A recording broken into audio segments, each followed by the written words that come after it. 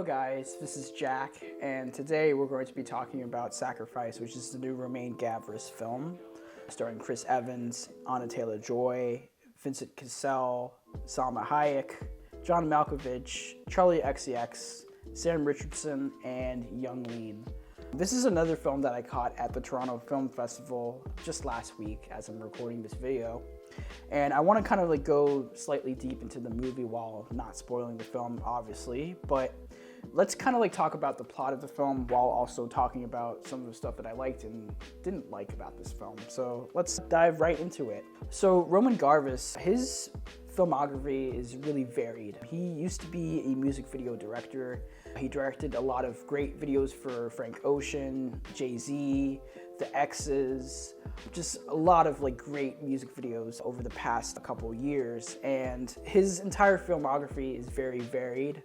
The last film he did, Athena, was basically a film about a political movement in France, and it was shot completely in one unbroken take. And even before that, The World Is Yours was another film that kind of played around with his sensibilities.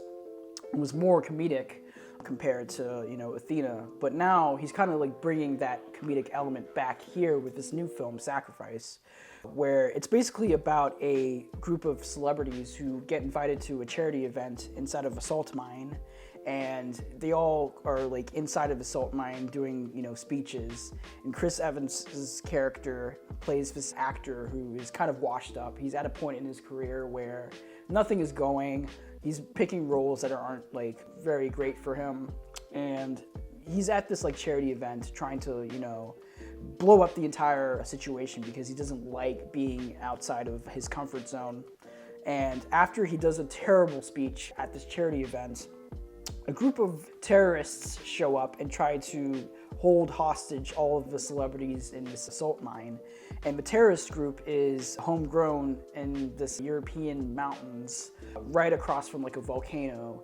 And their whole motive is to basically find two quote-unquote heroes to throw them off of a volcano in order to save the Earth. And Anna Taylor-Joy plays one of the terrorists who is trying to pick out one of the heroes of the situation. And Chris Evans' character is the one who decides to become the quote-unquote hero of the situation. So let me start by saying that this film is trying to do a lot. It is trying to play around with celebrity culture. It's trying to make fun of the ecosystem as of late, as far as saving the planet, using the planet for, resources, for good or not, and just also the whole vibe of having a protest with more meaning, aside from saying the thing that you want to do, free Palestine, stop the wars and all that, but you're not acting on it. And I think this film tries its hardest to really pull all those themes together.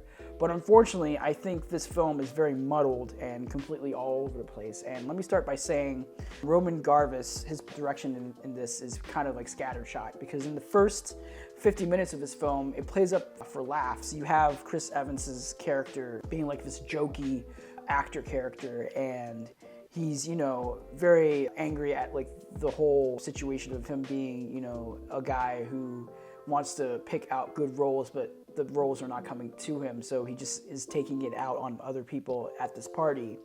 And after the whole situation where Sam Richardson, who plays his agent, tries to help him out with the speech, and it doesn't go well, that's where you kind of start to feel kind of the tension between Chris Evans' character and just other people around him. And he doesn't have anything else to latch onto. It's just oh yeah, I'm just angry at the world, and now I'm in this situation where I have to quote-unquote step up or else I will be killed. And Anna Taylor-Joy, her character kind of goes nowhere, especially from the beginning when it's established that she's one of the people who's trying to make this prophecy work. But as the film progresses, especially when it leaves from the salt mine, the film derails and turns into kind of an exposition city situation where a lot of exposition is explained but isn't acted upon, I should say. And most of that exposition is performed by John Malkovich, who appears only in the 5 minutes of the film near the third act of the film. And he just does, you know, his John Malkovich thing. He's like, "What the fuck, dude? Like, there's a prophecy that's going to destroy us all. We gotta, like, you know, throw everybody into the volcano, man." Like that, really bad John Malkovich impression, but that's how it is. And then he just disappears. Vincent Cassel doesn't really have anything to do other than to yell and kind of like whine about the situation he's in. Same with Salma Hayek. She gets one moment where she sings in the middle of like the situation beside a piano playing. Charlie XCX appears for just one moment as a singer who does like rendition of a super famous French disco song. And Sam Richardson at the first start of the movie is pretty much the highlight of this film, where him and Chris Evans are like playing it up really well. They're like buddy.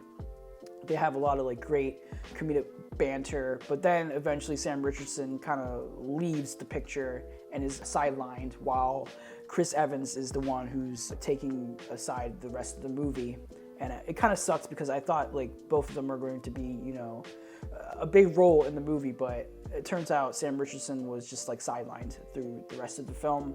Same with Young Lean. He plays himself. He does like dialogue where he's performing, you know, this weird kind of eccentric character where he's, you know, explaining like, "Oh, I am Mother Earth," and everybody else is just reacting to like that statement, and they're just going like, what'd you say? And he just doesn't elaborate on that, and that made the film kind of like feel kind of funny when he does that. But again, Young Lean is just playing himself, and I'm just happy that he's just, you know, doing his thing.